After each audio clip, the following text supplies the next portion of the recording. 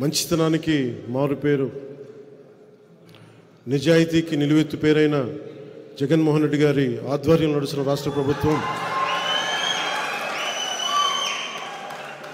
వారి బాధనే వర్ణనాతీతం.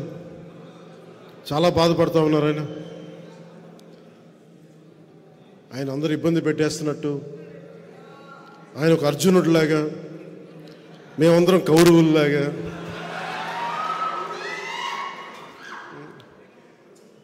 ప్రజలే గాంధీవని, ప్రజల ఆయుధాలని, ప్రజలే శ్రీకృష్ణుడు, ఇట్లా కూర్చోబెట్టి మాట్లాడుతున్నా చాలా ఆశ్చర్యంగా ఉంటుంది.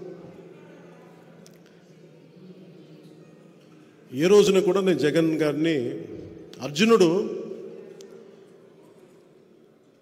ద్రౌపదిని కౌరవులు నిండు సభలో అవమానం చేశారు. నిండు సభలో కౌరవులు. అర్జునుడు తనకి ఆడపడుచును ఎప్పుడు రక్షించాడు, కానీ ఎప్పుడు తోలనాడలేదు. జగన్ అర్జునుడిగా పోల్చుకోవడం చాలా హాస్యాస్పదంగా ఉంటుంది. సొంత చెల్లెల్ని షర్మిల గారిని అత్యంత నీచంగా మాట్లాడుతూ ఉంటే ఎంకరేజ్ చేసే వ్యక్తి అతను అర్జునుడితో పోల్చుకుంటున్నాడు.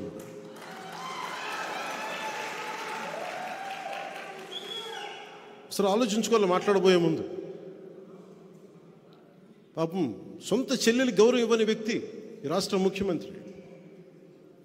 సొంత చెల్లెలు తోబుట్టు,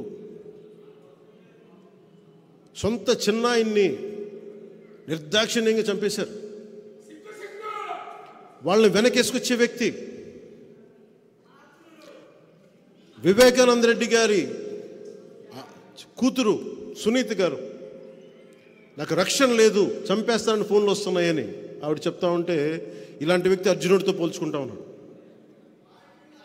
ఎవరు కౌరవులు ఎవరు అర్జునులు ఆ స్థాయికి నేను మహాభారతం మాట్లాడలేదు.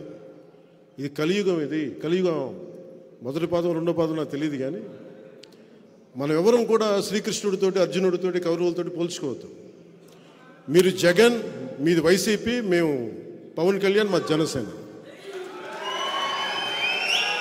ఎవరు మంచివాళ్ళు, ఎవరు నిలబడేవాళ్ళు,